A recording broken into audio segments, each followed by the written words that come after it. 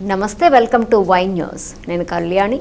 This news sponsors by Shri Krishna enterprises. Railway station ఎదురుగా మా వద్ద అన్ని టీవీలు, ఏసీలు, ఫ్రిడ్జ్లు మరియు అన్ని రకాల ఫర్నిచర్ హోల్సేల్ ధరలకు అమ్మబడును. ఈ కృష్ణ ఎంటర్ప్రైజెస్ కు విచ్చేయండి. రైల్వే స్టేషన్ ఎదురుగా, main road, Tuni. Proprietor Tamarana Satyanarayana. Doctor BR Ambedkar Konaseema జిల్లా ఆత్రేయపురం మండలము రాలి గ్రామంలో బుధవారం ఉదయం 6 గంటలకు పోలీసులు వజ్రప్రహారు కార్డన్ సెర్చ్ నిర్వహించారు. ఈ కార్యక్రమంలో Kothapeta DSP Sunkara Murali Mohan, Ravulapalem rural CI Vidyasagar, Atreyapuram SI S Ramu, Ravulapalem SI Chantibabu, Kothapeta additional SI Venkateswara Rao, 4 మండలాల పోలీసు సిబ్బంది పాల్గొన్నారు. అనంతరం వాహనాలు తనిఖీలు నిర్వహించారు. రికార్డు లేని వాహనాలను సీజ్ చేశారు. యువతను పిలిచి డ్రగ్స్, గంజాయి, మాదక ద్రవ్యాలు, మత్తు పదార్థాలపై అవగాహన నిర్వహించారు. ఎవరైనా డ్రగ్స్, గంజాయి తాగినా, విక్రయించినా, అసాంఘిక కార్యక్రమాలకు పాల్పడినా అటువంటి వారి సమాచారం ప్రజలు అందించాలన్నారు. పోలీసులకు సహకరించాలని కోరారు. ఈ కార్యక్రమంలో Ravulapalem rural CI CH Vidyasagar, SI Ramu తదితరులు పాల్గొన్నారు. శ్రీ రాహుల్ మీనా ఐపీఎస్ గారి ఉత్తర్వుల ప్రకారం నేను డిఎస్పీ కొత్తపేట, మేమంతా కూడా వచ్చి మీ ఊర్లో ఆపరేషన్ వజ్రప్రహార్లో పార్ట్గా డ్రగ్స్ వద్దు, ఆ డ్రగ్స్ ఎవరెవరైతే వాడుతున్నారో అవన్నీ చర్చ చేయడం జరిగింది. అలాగే కూడా దానిలో పాటుగానే ఈ కొన్ని బైక్స్ కూడా మీరు చూసాం, బైక్స్ కూడా మేము సీజ్ చేయడం జరిగింది. దీంట్లో చాలా వరకు రికార్డ్స్ లేవు.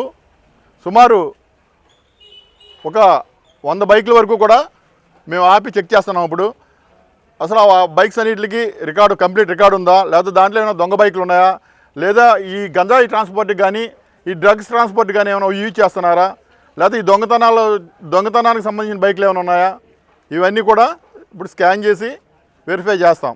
అలాగే మీ అందరికీ కూడా చెప్తున్నాను, మీ అందరికీ కూడా చేతులెత్తి చెప్తున్నాను, మా పోలీస్ డిపార్ట్మెంట్ తరఫున మీరు ఎవరైతే యువత ఉన్నారో, ఎవరైతే ఇప్పుడు పిల్లలు ఉన్నారో, మీ పెద్దలు మిమ్మల్ని మీ భవిష్యత్తు గురించి కలలు కంటున్నారు.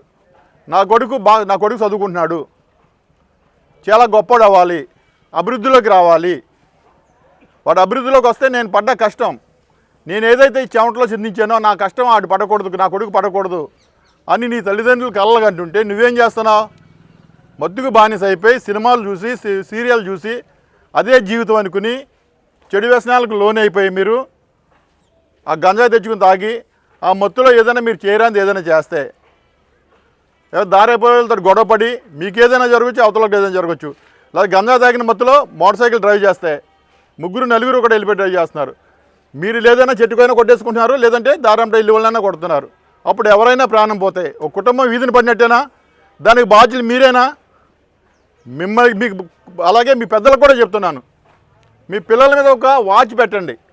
ఏదో ఆడెవడో ఒక వెంకట్రావు గారి అబ్బాయికి పెద్ద స్పోర్ట్స్ బైక్ ఉందని నీ కొడుకు కూడా ఇవ్వాలంటే పులిని చూసి నక్క వాత పెట్టుకోవద్దు.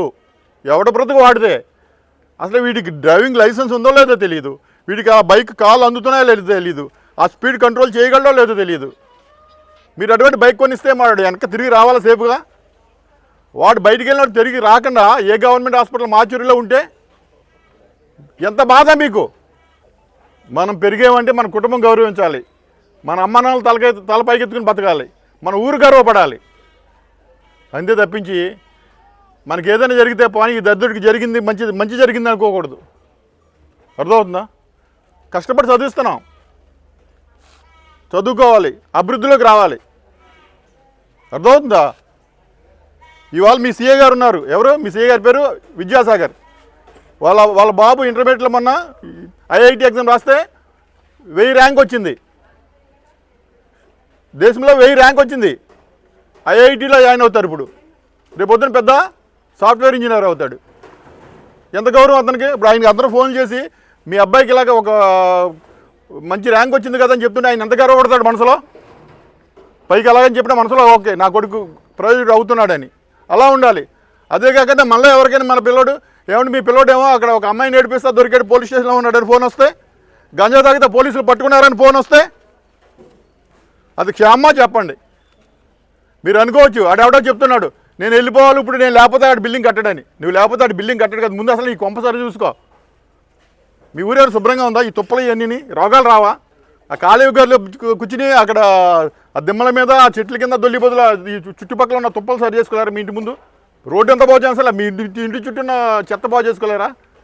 ఇప్పటికే రెడ్ అక్షరాల్లో ఉంది ర్యాలీ అంటే. ఆత్రేయపురం పోలీస్ స్టేషన్ లిమిట్స్లోని మన జిల్లాలో ఫస్ట్ రెడ్ అక్షరంలో ఉన్నది ర్యాలీ గ్రామం గంజాయి వాడకంలో. అది మాత్రం మర్చిపోవద్దు. పోలీస్ డిపార్ట్మెంట్ తరపున నాకు చెప్పవలసింది నేను చెప్పాను. తర్వాత మీ ఏమనుకుంటారు చెప్పుకోండి.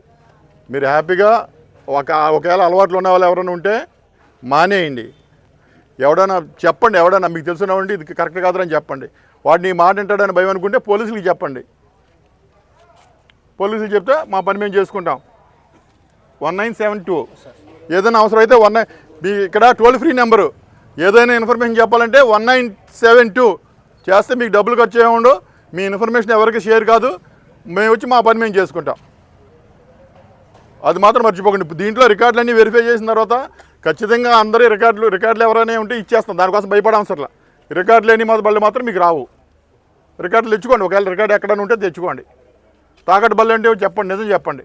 అంతే తెప్పించి నా బండి పట్టిపోయారని మాత్రం ఏడవద్దు. ఓకే, థ్యాంక్ యూ అండి అందరికీ.